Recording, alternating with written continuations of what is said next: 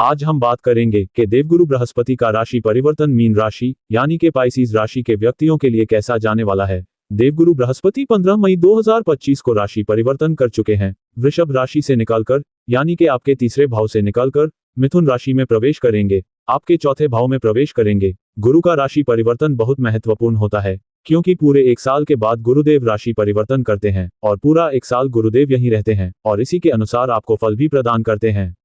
इस वीडियो में आपको बताया जाएगा कि देवगुरु बृहस्पति का ये राशि परिवर्तन मीन राशि के व्यक्तियों के जीवन में क्या फल लेकर आ रहा है। देवगुरु बृहस्पति की 3 दृष्टियां भी होती हैं। ये दृष्टि किस भाव पर पड़ेगी और क्या फल आपको मिलेगा, इसके बारे में भी हम इस वीडियो में चर्चा करेंगे। ये वीडियो आपकी चंद्र राशि पर आधारित है। वीडियो के अंत में आपको उपाय भी बताए जाएंगे। अगर आप हमसे अपनी पर्सनलाइज्ड कुंडली पर परामर्श लेना चाहते हैं तो नंबर वीडियो के डिस्क्रिप्शन में है।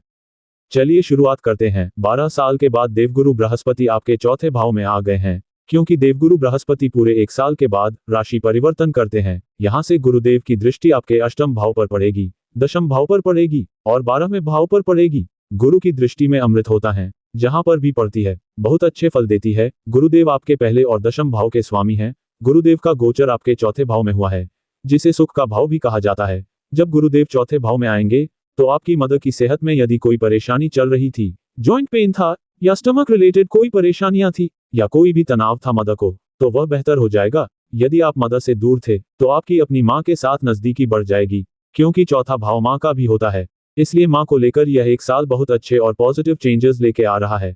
इसके अलावा चौथा भाव वाहन का, घर का, प्रॉपर्टी का भी होता है और 12 सालों के बाद आपकी राशि के स्वामी देव गुरु स्वयं चौथे भाव में आए हैं तो आपको प्रॉपर्टी से रिलेटेड कोई फायदा हो सकता है। यदि आप प्रॉपर्टी में डील करते हैं, जैसे प्रॉपर्टी डीलर है, तो आपको फायदा होगा और यदि आप ऐसा कोई काम नहीं करते हैं तो आप किसी प्रॉपर्टी को खरीद सकते हैं या फिर कोई वाहन या मोटर बाइक खरीद सकते हैं इस एक साल में, मई 2026 तक।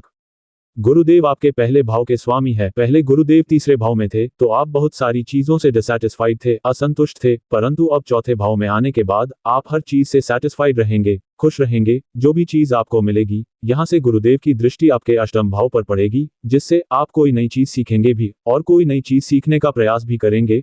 रिसर्च करना बहुत अच्छा रहेगा। कुछ भी हायर एजुकेशन कर सकते हैं, कोई डीप नॉलेज प्राप्त कर सकते हैं, लेकिन छोटी मोटी चोट भी लग सकती है, जैसे पैर फिसल सकता है या किसी और प्रकार से चोट लग सकती है। इन चीजों का आपको ध्यान रखना होगा। अष्टम भाव में दृष्टि होने के कारण आपको पॉलिटिक्स से बचकर रहना होगा। किसी पर भी बहुत जल्दी भरोसा मत कीजिएगा, किसी से भी जल्दी अपने दिल की बातें शेयर मत कीजिएगा, नहीं तो सामने वाला इसका फायदा उठा सकता है।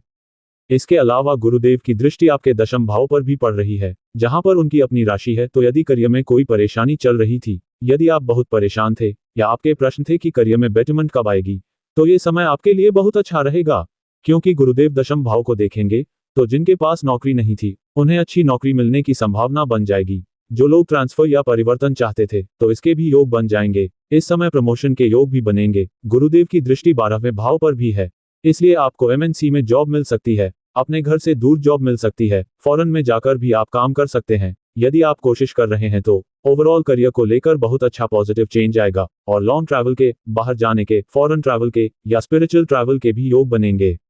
अब 12वें भाव पर भी गुरुदेव की दृष्टि पड़ रही है तो आपके खर्चे भी होंगे, लेकिन ऐसा जरूरी नहीं है कि बुरी चीजों पर ही खर्चे हों। गुरुदेव अच्छे भाव में बैठे हैं, सुख के भाव में बैठे हैं, इसलिए आप अपनी सुख सुविधाओं पर खर्चे करेंगे। जैसे किसी दोस्त के साथ घूमने जा सकते हैं, जैसे आपको पहले भी बताया कि कोई वाहन खरीद सकते हैं, कोई प्रॉपर्टी खरीद सकते हैं। इसलिए आपके खर्चे आपकी पसंदीदा चीजों पर होंगे। कोई परेशानी की बात नहीं है, सब अच्छा रहेगा। अगर आप किसी गए काम की शुरुआत करना चाहते हैं, कोई नया बिजनेस खोलना चाहते हैं तो भी आप कर सकते हैं। आपको केवल एक चीज का ध्यान रखना है कि आपकी कुंडली में शनि देव की स्थिति खराब नहीं होनी चाहिए क्योंकि शनि देव की 7.5 चल रही है। यदि आपकी कुंडली में ही शनि देव खराब है तो आपकी रिस्पॉन्सिबिलिटी बढ़ जाएगी, पारिवारिक तनाव बढ़ जाएगा, वाणी पर कंट्रोल नहीं रहेगा, डेंटल इश्यूज हो सकते हैं, स्टमक रिलेटेड कोई परेशानी, वैवाहिक जीवन या लव रिलेशन में भी परेशानी आ सकती है। उसके लिए आपको शनि देव के उपाय करने होंगे। अब बात करते हैं कि क्या उपाय करने चाहिए मीन राशि को। तो आपकी राशि के स्वामी बनते हैं गुरुदेव, इसलिए गुरुदेव के बीज मंत्र का प्रतिदिन 108 बार पाठ करें। ओम ब्रह्म बृहस्पति नमः। इसके अलावा शनि देव की 7.5 चल रही है तो शनि देव के बीज मंत्र का भी प्रतिदिन 108 बार पाठ करें। ओम शम शनैश्चराय नमः। इसके साथ ही सुबह सुबह ओम नमः शिवाय का जाप करिए। साथ ही हनुमान चालीसा का पाठ भी प्रतिदिन अवश्य करें और प्रतिदिन सुबह उगते हुए सूर्य को जल अर्पित करें तांबे के बर्तन से। अगर ये वीडियो आपको अच्छी लगी हो तो हमारे साथ बने रहिए और चैनल को लाइक, शेयर और सब्सक्राइब करिए। धन्यवाद।